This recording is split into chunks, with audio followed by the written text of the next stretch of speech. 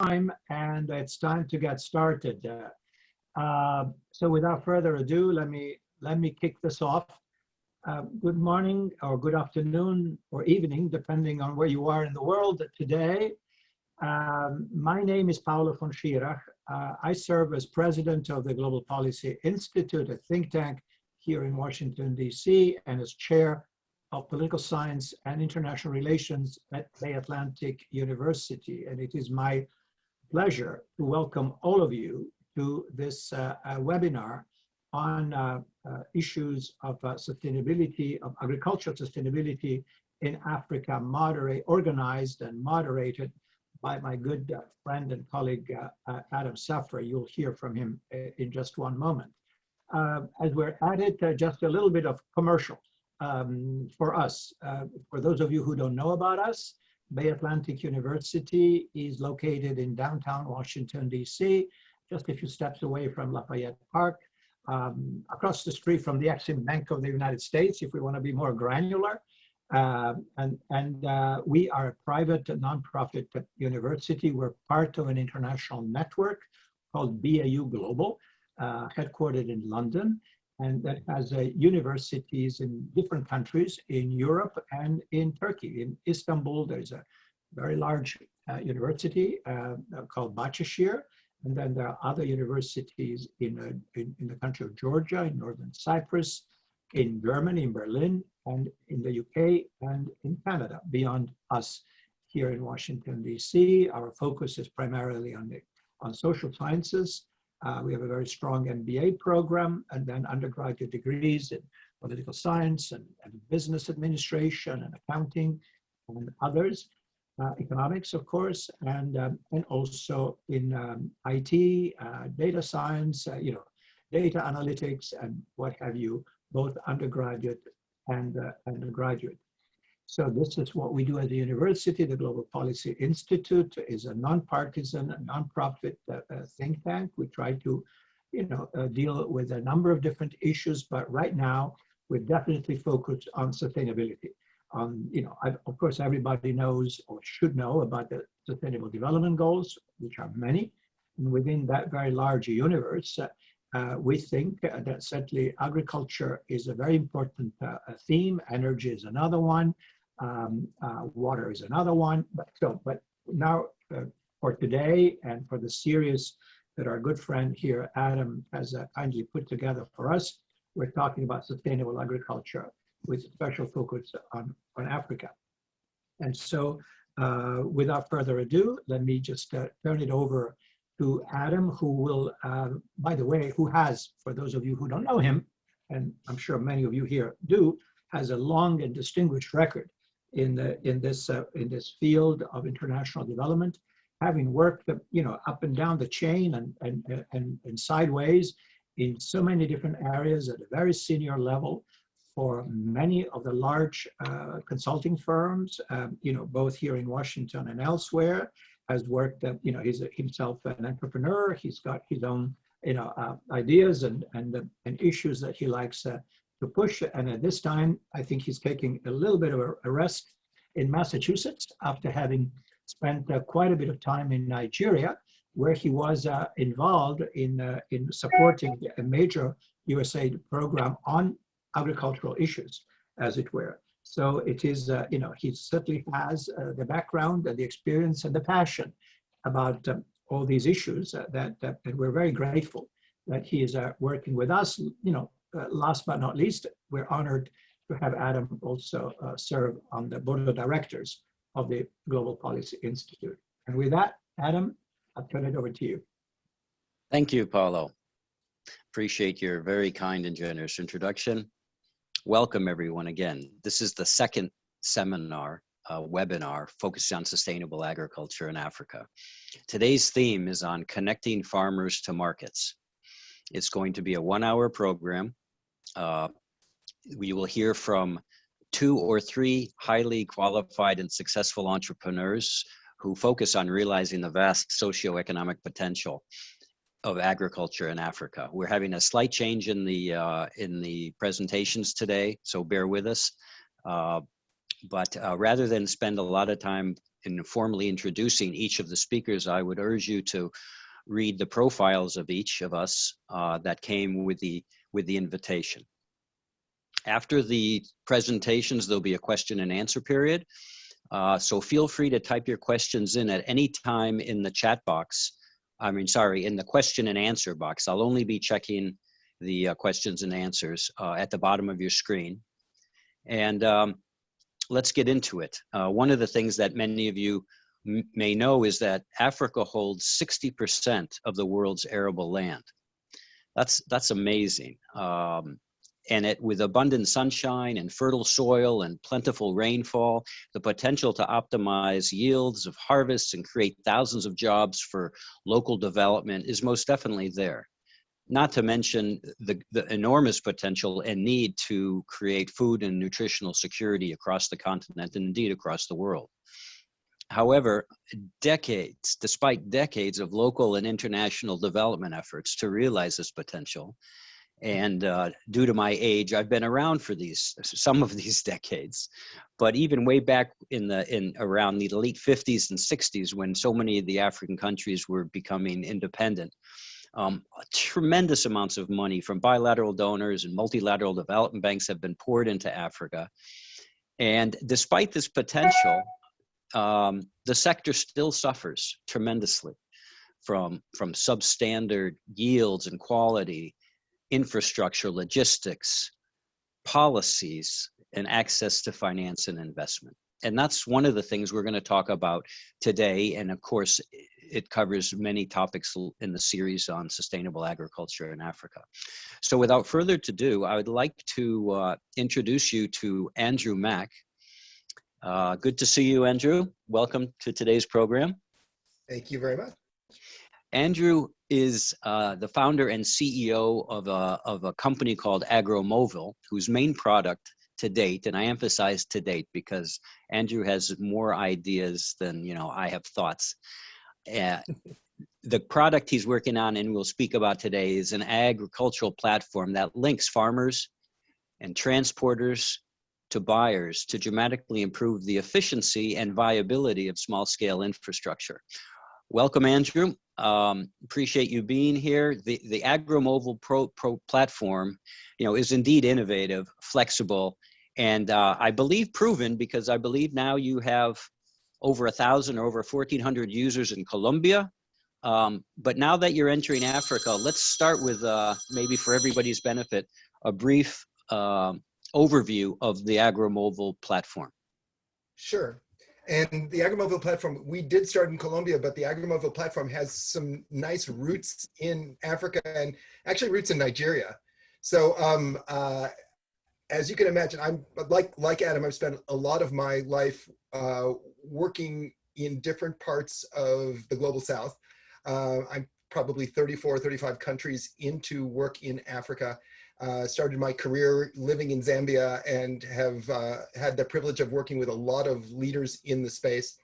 And after a great period of time working with the World Bank and then with my own consulting firm, I came back to the office and I had this, you have an image that's burned into your mind, right? It's an image of small farmers sitting by the side of the road, a conversation that I had with people outside of Abuja when I was working on a road safety project. And we sat down with the farmers and they were there. You've seen this everywhere you go. Farmers with big bags of produce sitting by the side of the road, literally the economic future of their families and the fruits of their labor going bad in the hot sun, right? So we sat and we talked and we talked and we sat and we were talking about how difficult, on the one hand, how hard they were working to get their products grown, and then how difficult it was to get them into the market. And at the same time, they were telling me all about their new cell phones, right? And they were talking about what that looked like and how exciting it was for them to be really connected in to their community, to their peers via cell phone connectivity. And so I came back to the office and I took a look at this, and the truth of the matter is that this is a huge problem around the world. This lack of visibility between the buyer and the seller, right? That the people who are doing the producing oftentimes are invisible to markets. The people who are looking to buy from small farmers can't see, And oftentimes what you find is that not only can they not match up for a sale, but so much is lost in the process that you end up with about a third of all the produce that is produced, a third of all of the goods that are pulled out of the ground around the developing world never even make it to markets at all. Okay, talking about a loss of somewhere around $300 billion to small farmers between the stuff that is picked up by intermediaries where the farmers make very much money and the stuff that is just lost. It never even makes it into market. So what we decided to do was to create a platform, a match, batch, and pay platform that allows the farmers to raise their hand and say, here I am, here is my stuff, allows the buyers to see it, allows them to make matches, push those matches to a batching engine for transport, and pay on the platform. And we are working in Colombia, as you said. We got more than 1,400 people up on the platform in less than 6 months. Really exciting. All kinds of real energy about that, which I'll tell you. We're also now working in joint venture with USDA in Tanzania, just off the phone with Tanzania. That's very exciting, with the Tanzanian Horticultural Association, who are our partners there, and looking to expand around the continent. So it's very exciting stuff. That's incredible. No, I love to hear about it, Andrew, and I know it's a problem so many people have worked on for so long, and there's not one solution. There's hopefully going to be many solutions, but certainly technology is a key ingredient to all of it. We often hear about the amount of loss in the small scale agriculture food system around the world, and most estimates suggest nearly a third of the goods, from 20 to 60%, can be lost depending on the value chain, and that never make it to the market. And everybody that I'm speaking with right now, we're all talking about this waste, this loss, and how can we preserve it? What causes such a big loss, and how do you, and from your perspective, how does it affect the farmers? So, it's a matching problem. It's a visibility problem, right? Because if I'm a farmer, what do I care about? I care about I care about producing stuff, but really what I care about is I care about making money, Selling. right? My family, that's how I'm going to measure my success. We've had literally hundreds of meetings with different farmers. Imagine setting up those white plastic chairs in circles, sitting and talking Around the baobab tree. Mm-hmm. Yep, exactly that kind of thing. And when you sit down and you talk to people, what they're really looking to do is to make more money, right? It makes sense. So the key thing is not only to produce goods of value, but to make sure that they get into the value chain at the right time. This is really, really crucial. An avocado that's produced and gets into the value chain at the right time is worth €3 in Brussels, right? 2-3 days later, if it gets into the supply chain, it's worth a quarter less. Right.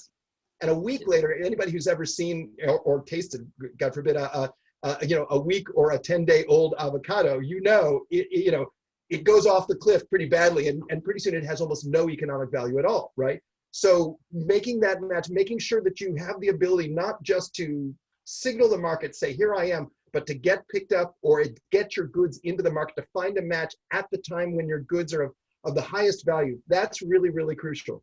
The first rule of holes is the rule that we follow. The first rule of holes, if you find yourself in a hole, stop digging, right?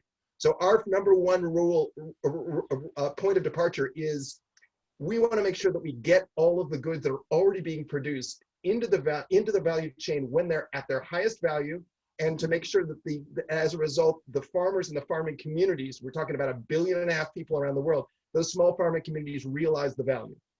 Mm-hmm.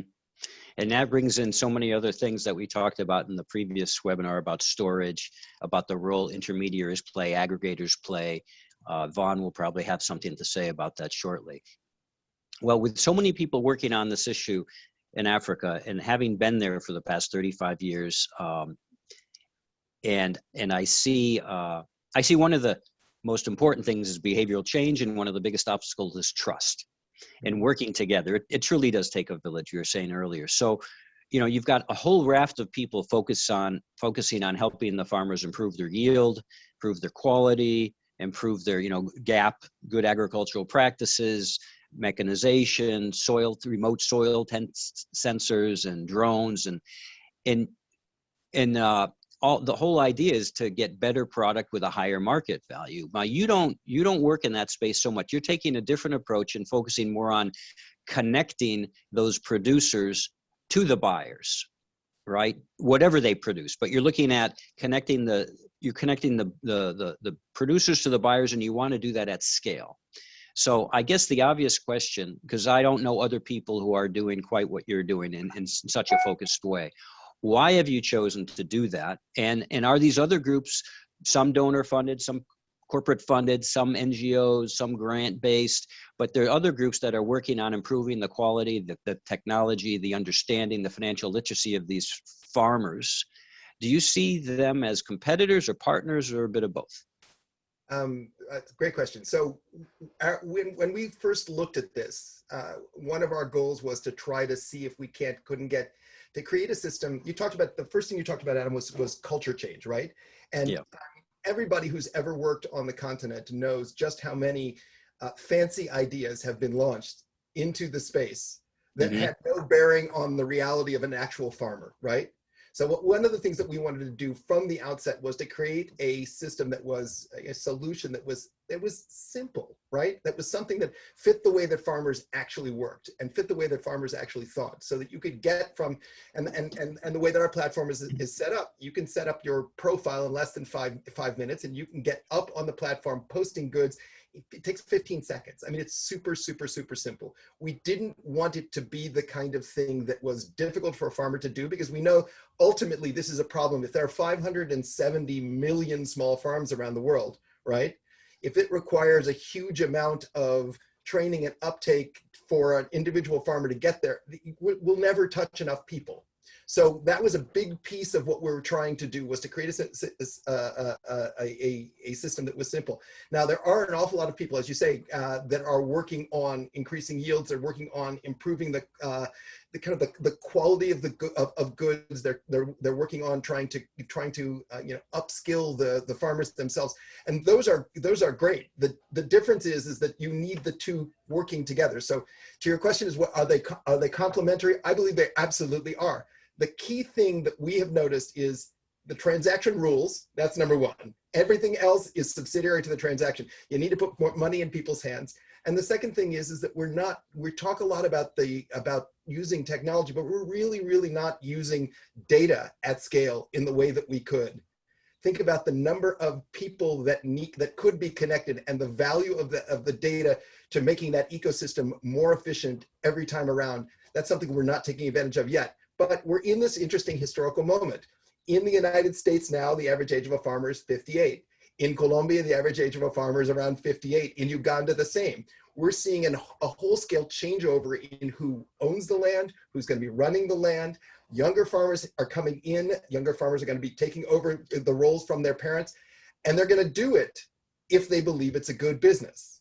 The good news is that all of them, including the ones that their parents have said, oh, farming is a bad business, don't do this, have gone off to the cities to get another education or to try their hand at something else.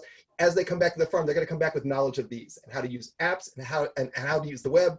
And that gives us the ability, really, we're in this historical moment where connectivity is improving and where the demographics are working in our favor, where we can really make some real quantum leaps in terms of the way that we leverage data for the benefit of farming communities. Adam, no voice. I'm on mute. Yep, Oh. That's okay. I'm on mute. My wife keeps putting me on mute, so I'm getting used to it. I find some of what you're saying idealistic, Andrew. So I want you to explain something for me. I mean, you talk a lot. What you just talked about was putting the power in the hands of the farmer, and the farmer's going to have more knowledge, and we have to attract youth, women, and youth in a fair, inclusive way back into agriculture. There's no question about it. So you're giving the farmers the power to signal the market, and you're giving the farmers, they're going to create data that's going to make the ecosystem stronger. And I think you've referred to this in some of the literature when I was looking at as the first mile solution. Do you really think that, let's say, the 58-year-old farmers are going to be able to do this? Are you banking on the younger generation? And just kind of, if you would, define first mile, because we always hear about the last mile, right? Yeah. Define the first mile solution. Okay, so great question. So so the first mile solution, I mean, one of the ways that we decided we wanted to approach this was we wanted to really flip the whole thing on its head. A lot of the times people, especially from the global north, look at the farmer and look at farmers in the global south, and they say, oh, that's the people who live out behind God's back, right? In the far at the end of the road, right? And we have this image of people as, you know, they're price takers. They'll take whatever the market will give them. They're the least empowered. And our belief from the very beginning was that was a wrong way of looking at the marketplace. That in fact, these are the people, pardon making a hair joke, but these are the people whose hair is on fire, right? They have the products that are going bad. They are the ones who are the most interested parties. So if we're going to try and make real sustainable change in global agriculture, we need to start with the people who have the most to lose and who have the most to gain. And the people who have the most to gain are the farmers themselves.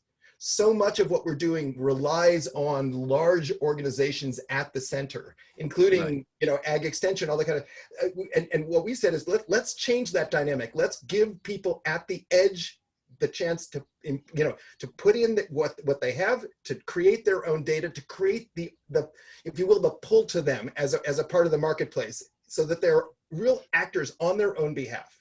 Okay. Mm-hmm. So that's the trick. It's a fundamental change in the way of looking at things. Right. What we found, of course, is think about the number of people who benefit if we can get that to happen correctly, right? Cell phone companies need to know where to site their towers. Financial services institutions need a way to reach out to rural areas. There are lots and lots of our service infrastructure that are based on concentration models, which means that they disproportionately have a model that favors the cities, but doesn't necessarily work out in the countryside. Mm-hmm. You mentioned women, you mentioned marginalized groups, you know, smaller ethnic groups, post-conflict areas. They all need to find their way into markets, right? Mm-hmm. So mm-hmm. giving people the power to signal the market themselves is the way that they're able to, you know, to stand up, if you will, to stand up for themselves. We're not waiting for the market to reach them. We're giving them the chance to be the market and show their flag. That's the first thing. In terms of the question, can older people do this? Well, you know, proof is in the pudding. On our platform, we had users between the ages of 17 and 71 in our first 6 months in Colombia, okay? 17 and 71, 2 of our 4 largest users were in their 60s. Now, it is true, we also have a really nice cohort between the ages of, say, 22 and 35, which is awesome because we want that group, right? But mm-hmm. the whole purpose of this is to make it simple enough so that someone can, you know, someone with relatively limited technology training and almost no like onboarding can mm-hmm. figure it out. What we also know is that you know, people, you mentioned earlier, it takes a village. People don't live in isolation, right? So if your neighbor can figure it out, they can explain it to you. If your kid can figure, we were talking before about our kids helping us spelunk through the computer problems that we have. We had a wonderful guy in Colombia, I think he was about 65 or 70, and he said, you know, I know that this is going to be good for us. I may not be able to figure it out, but my granddaughter can figure it out, and right. I'll get on the platform. Well, you know, I have more questions to ask you, but we're run out of time. We'll maybe get to them in the question and answers, Andrew. At some point, just because the numbers are startling, if you can, we'll circle back later and talk about just the magnitude of the waste and the type of waste there is. But you've gotten off to a fast start, and I look forward to your continued success. Food waste in general, you know, and the insurmountable to date obstacles facing smallholder farmers around the world are our age-old constraints that I hope you can help address. I hope people will follow your lead and join hands. Scale does matter, and proof of the pudding early as soon as possible, as you have done, is helpful, because you're a pioneer out there, Andrew, and people are going to be shooting at your back, because that's what happens with pioneers. You take the first arrows front and back, and you need to be successful to form the platform for really systemic change. So thank you. We'll be back with you in a second. Let's move on to our next speaker, another very accomplished friend of ours, Dimitri von Kemedi. Dimitri known as Vaughn. Vaughn is the co-founder and CEO of Alluvial Trade and Angalafintech. Vaughn, welcome to today's program. Thank you very much, Adam. Good to see you again. You're welcome. Vaughn leads really a private sector group working to provide direct access to not just markets, but finance, technology, mechanization, inputs for over 100,000 African farmers based in Nigeria. And he has plans, we were speaking before this webinar, to grow this to 2 million farmers. And if I'm correct, I'm not sure, but because it was a term I didn't know a couple of years ago, but your main strategy is what's called community block farming. And I was wondering if you could describe exactly what that is to the audience today. Thank you very much, Adam. You know, one of the challenges of working quite closely with smallholder farmers has been the manner in which they are very desegregated. They are difficult to reach, or assumed to be difficult to reach. And at the same time, when you talk about commercial scale farming, we have very serious challenges in Africa in reaching scale. So what we have done with the community block farming is to bring farmers together in blocks of roughly 500 hectares. So when these farmers come together in a large block of that size, they become in essence a commercial farm and are able to enjoy the economies of scale that commercial farms can enjoy. One of the reasons why most of the farmers outside Africa make progress with their yield and with the market is because of their size and their experience. So by bringing farmers together in community block, we work with them year in, year out, and grow their experience. The farmers understand that the more you work on the land, the more you understand the land and the better your yield, as long as you are working with the best practices. And this is what we do in bringing together farmers in community blocks and providing these farmers as a way of service every requirement, beginning from financing, mechanization, fertilizer, agrochemicals, and ultimately linking them to the market by buying up their produce and organizing the logistics to deliver the produce to the off-taker. The off-taker will invariably be a factory that processes maize or rice, for instance. This solves also some challenges for the off-takers. Many of the factories that process food in Africa are functioning at way below their capacity utilization. Yes. Vaughn has just froze. It could be a bandwidth. He'll probably be back momentarily. He just raised a very... They cannot even plan around season. And Vaughn, we lost you. In this season. We're losing you a bit. It might be your signal. Is it just better check. now? Yeah, try now, yeah. Yeah, can you hear me now? Yes. Yeah. Sorry about that. I was saying that the off-takers also have their own challenges. They cannot predict how much feedstock they will have to process into the market. So Alluvial, for instance, knows that in the course of this year, we will have more than 250,000 tons of maize, soybean, and rice that the farmers we work with will collectively be able to produce. So we are already speaking with some of these off-takers. They will know exactly how much rice or maize or soybean they are expecting from our farmers network. So the solutions we provide are not just for the smallholders, but also for the processors. Thank you, Vaughn. So why did you choose this delivery model? I'm assuming the 500 hectares are contiguous. So so you can get a tractor in there and do all of it at the same time, etc. Not 500 hectares broken up into little pieces. But are other people using this model? Did you base it on something successful model from another country? And you know, what have been the most significant constraints to perfecting this model for you? Actually, we did not choose this model on the basis of learning from anywhere, although obviously we are not the pioneers of the model. This happened organically. We originally started as a commercial farm, a commercial rice farm. We were allocated 2,000 hectares of land in northern Cross River State by the Cross River State government. And we started farming in Ogoja.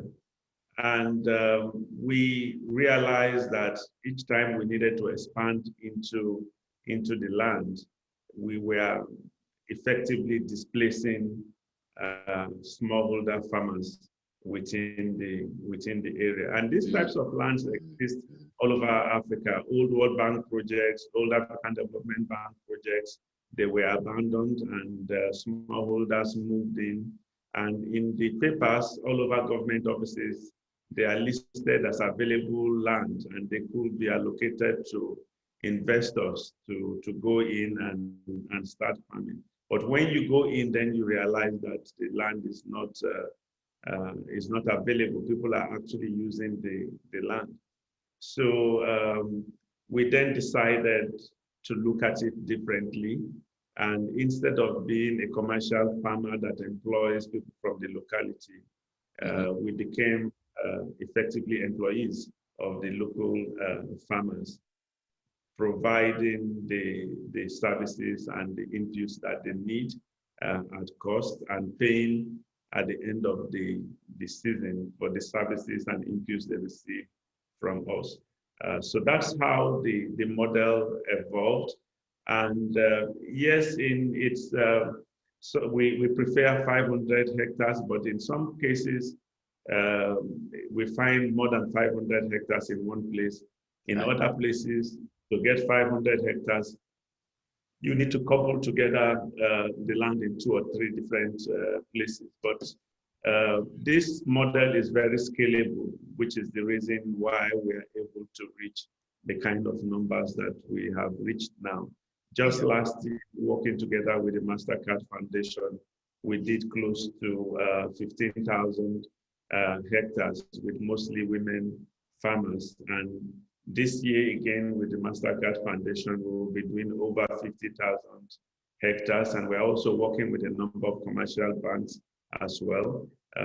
So this takes the number to the projected 100,000 that we've talked about. But at the heart of this is really the scalability of the model.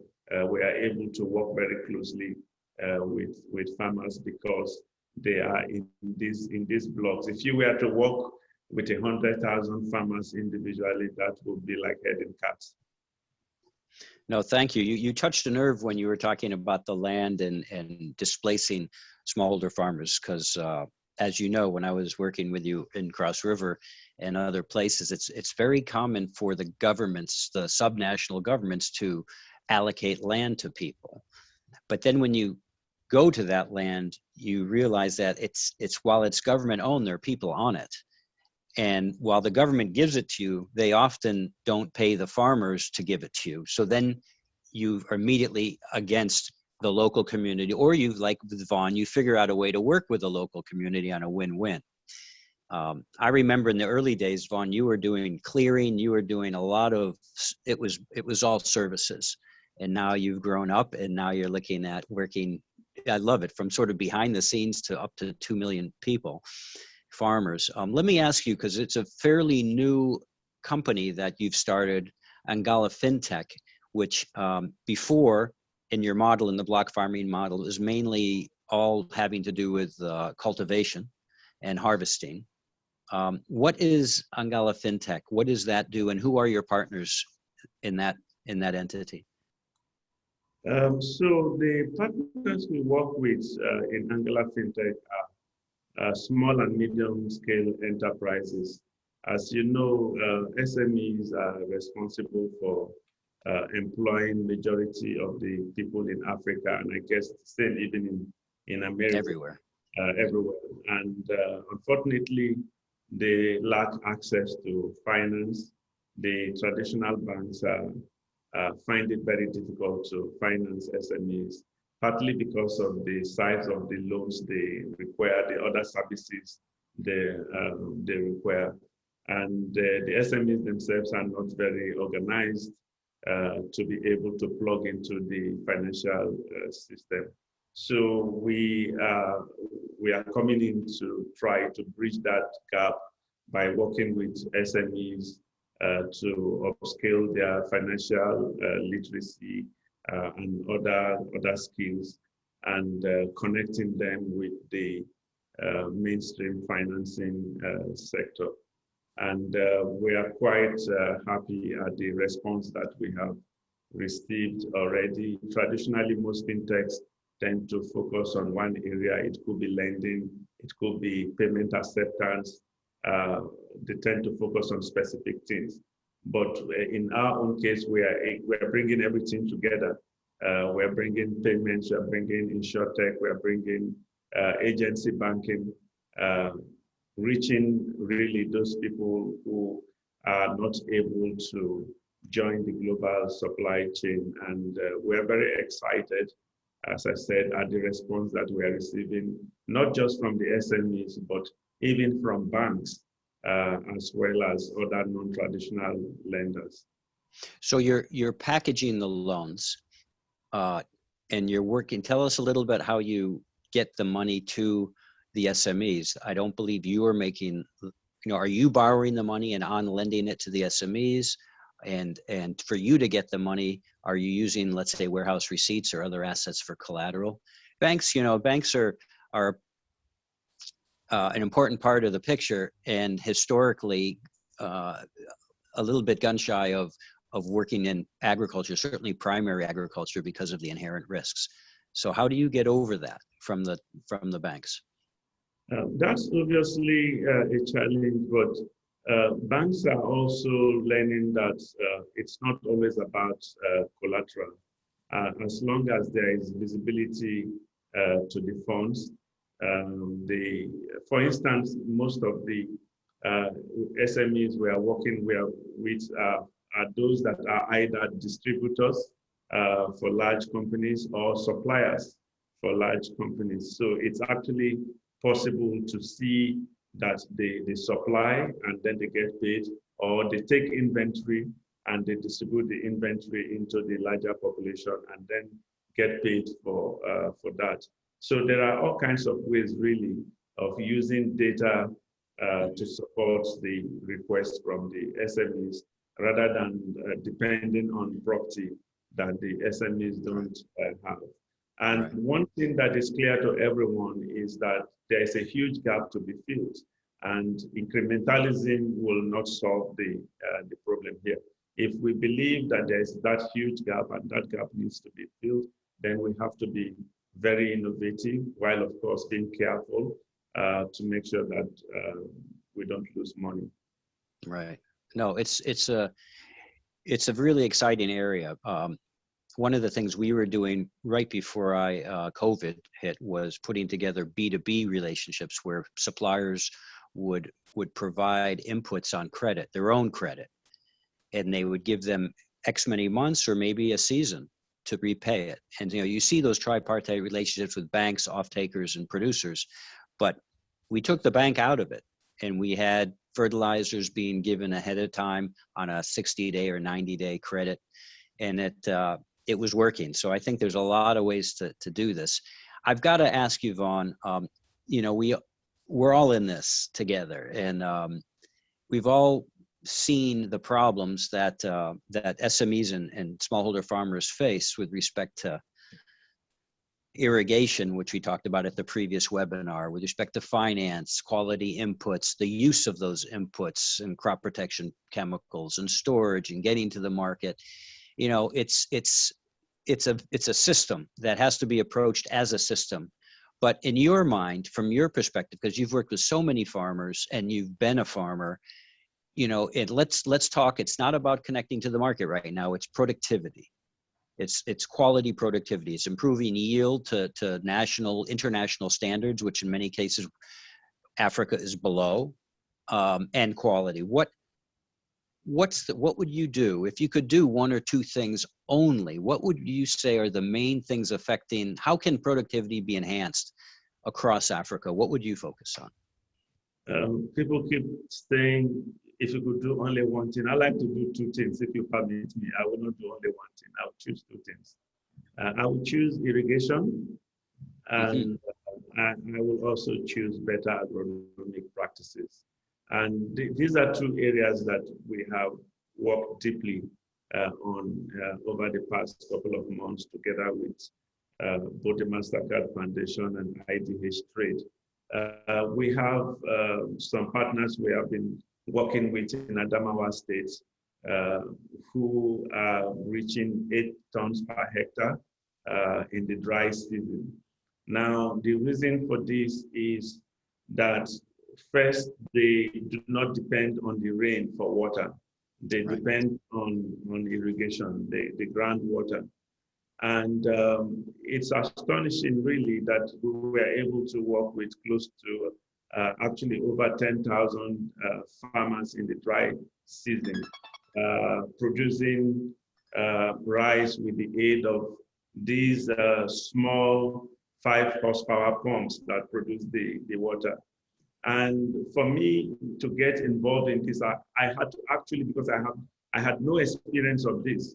I was told that this was possible. So I went from village to village in Niger State. I asked them, does this work? They say yes. Did you do this last year? They said yes. What about the year before last year? They say yes. And what they really do is in 1 hectare, they divide up the hectare into what they call basins, 25 or 30 basins. I'm not talking about what Alluvial taught them. I'm talking about what I saw them already doing.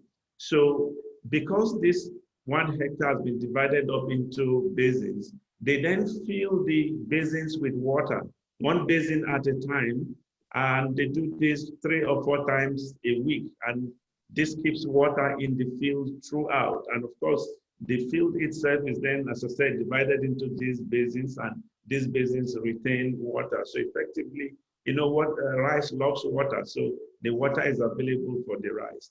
Now, the difference between what the farmers in Niger State were doing and the ones in Adamawa were doing was that the ones in Adamawa, they were very, very specific, back-breaking work to measure the distance between one of the strands of rice and the other, so that they were all tightly packed. If you just walked into that field, nobody would tell you that it would be a bumper harvest. But it takes a lot of hard work. So for us in Alluvial, we've set a target over the next 3 years. Any farmer that is not able to reach our yield, our joint yield targets, we'll leave you alone and go to the other farmer, because we have to work with farmers that are serious, that can set the right example. So you can imagine the national average is 4 tons per hectare, and many farmers are not able to reach that national average. Right. But here you see these farmers in Adamawa, they are reaching 8 tons per hectare, because they take the time to do the work that is necessary.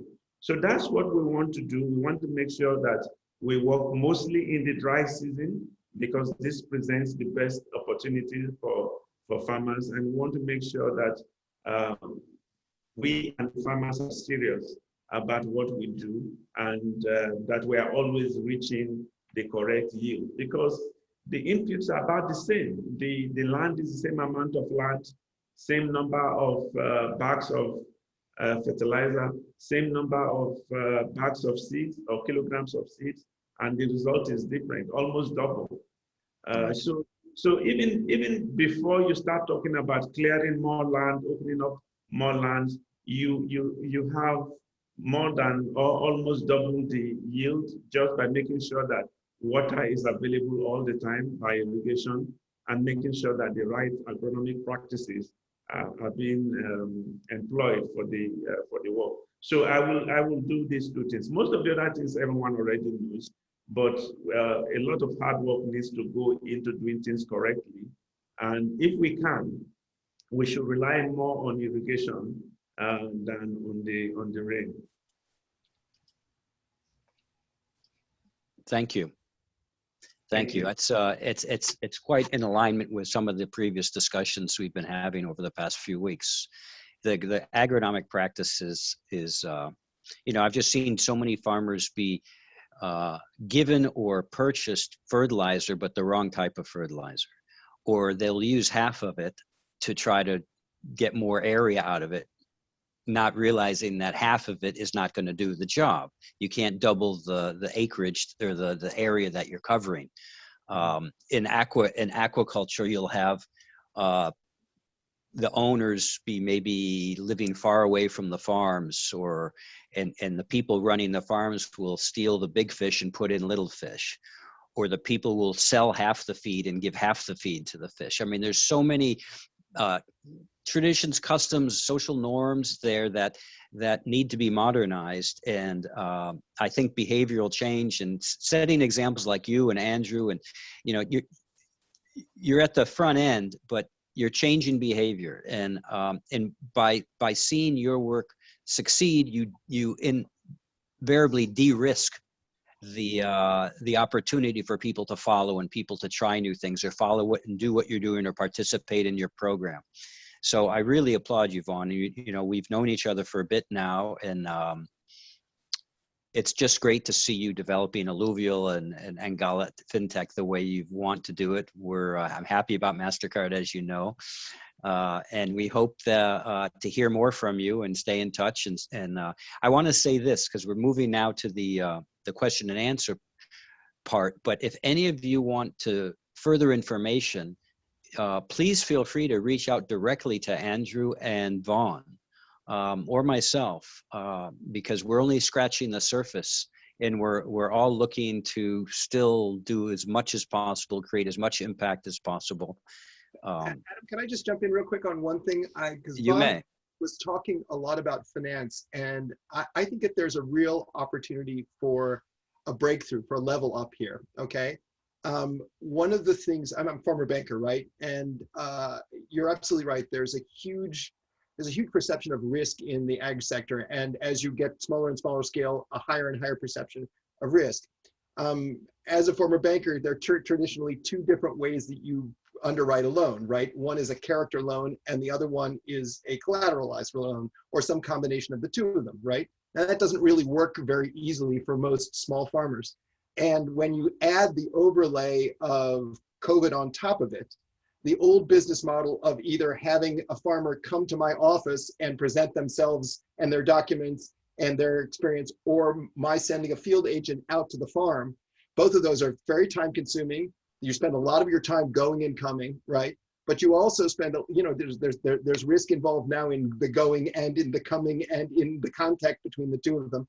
And we don't want to see rural communities that have very limited healthcare get infected. All kinds of different things that are around that.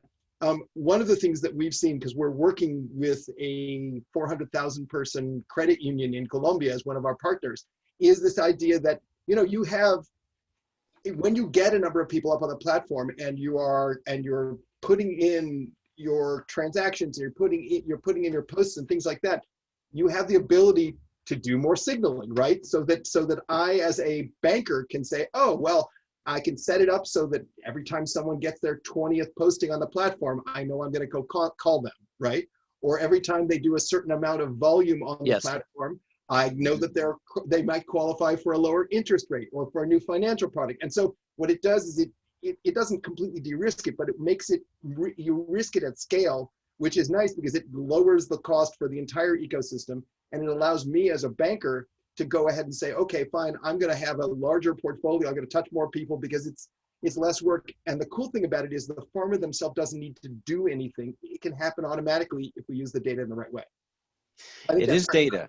I think that's good, Andrew. And data is the key to opening this up. And with COVID and hopefully soon to be post-COVID, we still have this enhanced series of virtual platforms. You know, we wouldn't have the audience today if we were all meeting at the Hilton in Abuja, having to pay per diems and having to fly in and all that kind of stuff. So I think there could be a lot of that. You know, in the previous webinar, which was focused on finance and investment, the two private equity guys were both adamant in saying, you know, all this talk about agriculture is risky. When they look at investments, they're only looking at the financial performance.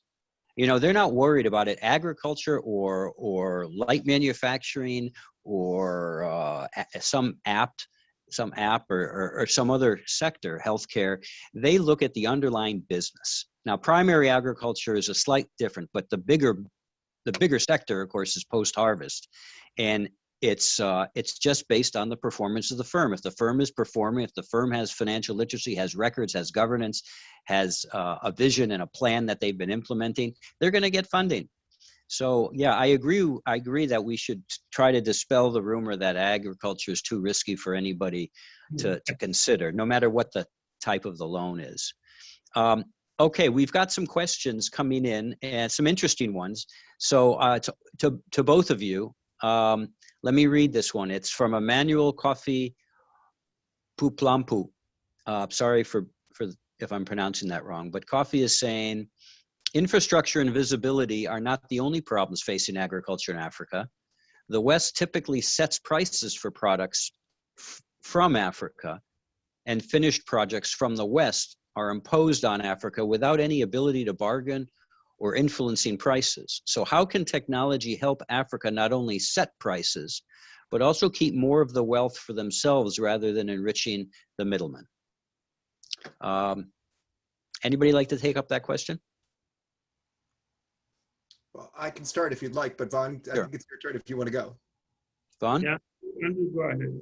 Okay, well, so a big part of our value proposition is to help farmers themselves go direct, right? So you were talking, Vaughn, about the fact that that you have processors who don't know how much availability there will be of the crops to be processed. That whole piece of the signaling mechanism is hugely important, but it's also very important. We know that, for example, from Latin America, that a good can be purchased at the farm gate and then sold and resold 6, 7, up to 12 times before it reaches an end consumer in different markets. So obviously, the more direct you can go, the better. So that's more value added.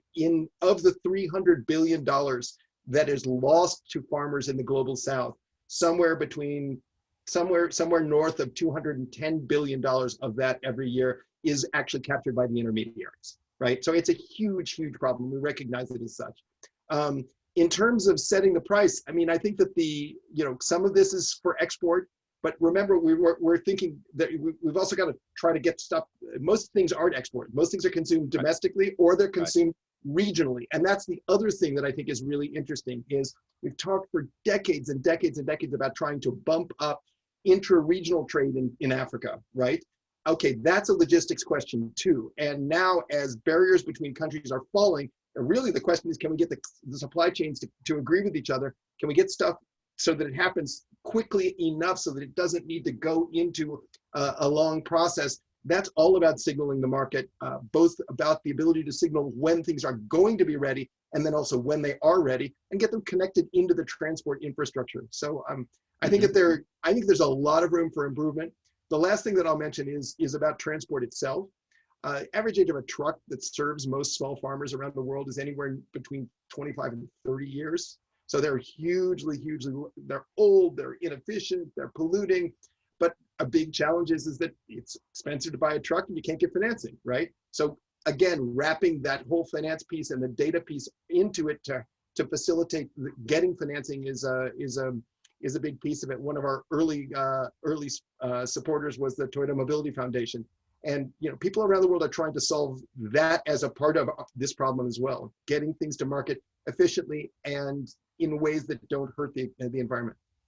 Absolutely. Brilliant answer, Andrew. And that raises a whole nother issue that we don't have time to go into about the logistics and transport, both physical transport, but also the barriers to transport and the security and the illegal tax road stops and all that. So, you know, we haven't talked about security. That might be the conversation for another webinar.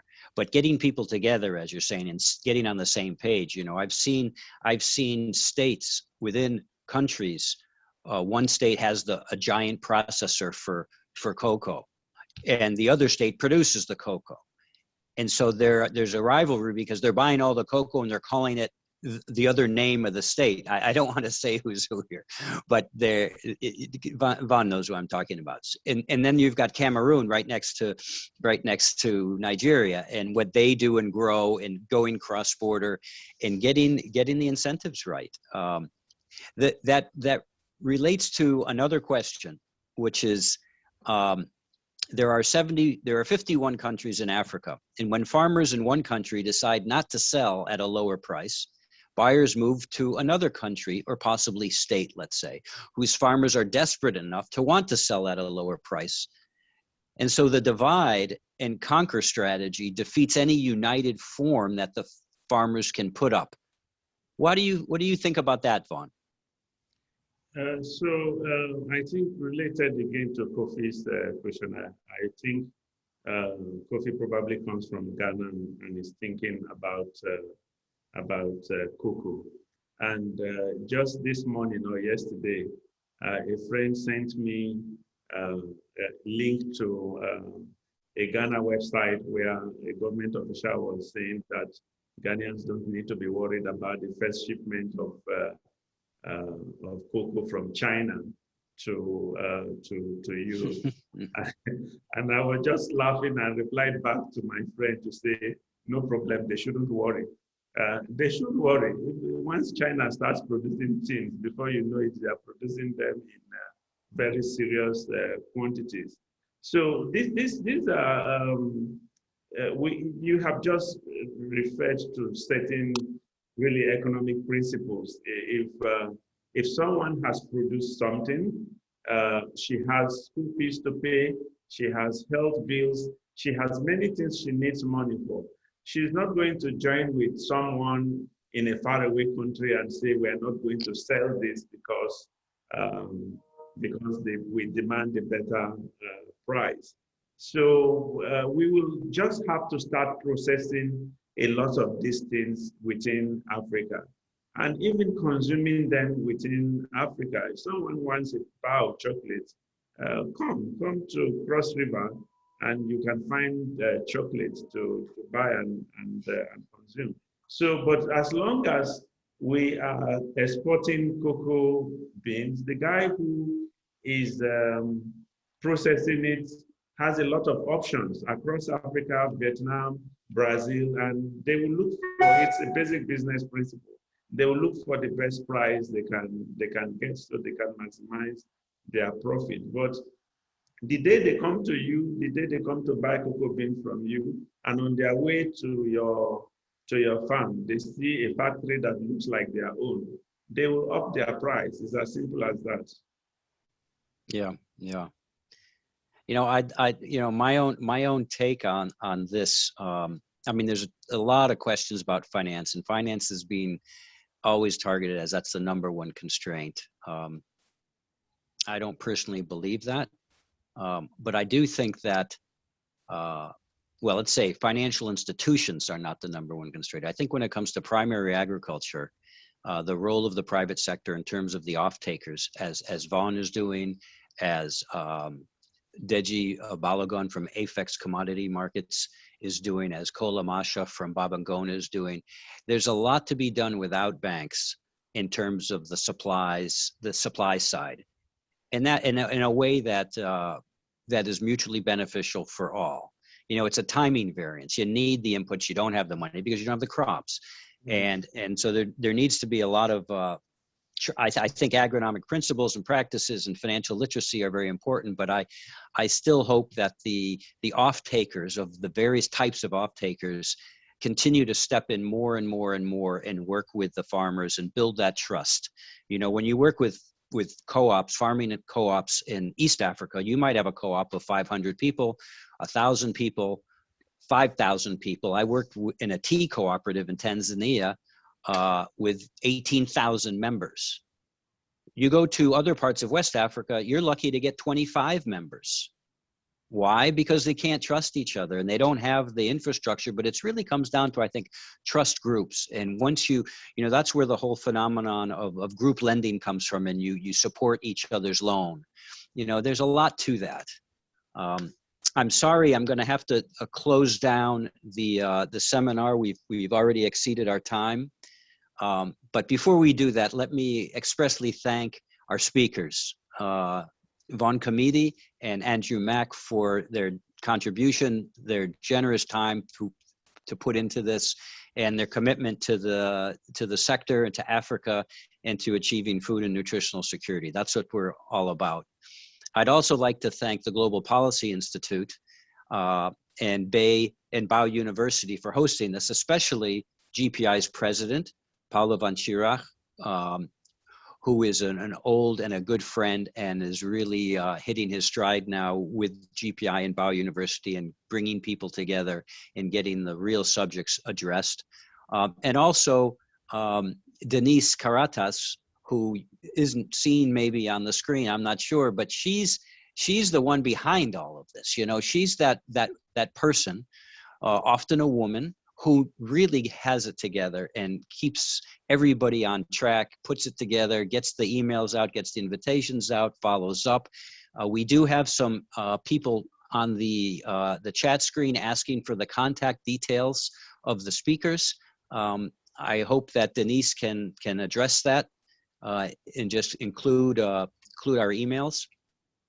And lastly, I want to thank you, the participants from around the world who are participating in this. I know I had 4 webinars I could attend today in addition to this one. There are so many, and it's hard to choose what to pay attention to. I hope this was rewarding and informative. If you have any desires to speak about a different aspect of sustainable agriculture in Africa, please send them either to me or to GPI because we want to continue this series and still bring in the same quality of speakers that we've had to date. So I hope to see you all at the next installment of Sustainable Agriculture in Africa. Please stay current and visit the GPI website. And all of you keep safe, take care, and thanks once again. Thank you. And we will be emailing the event summary and the full video in case anybody missed it. Thank you. Thank you. Thank you. Okay, take care, everybody. Bye-bye. Bye.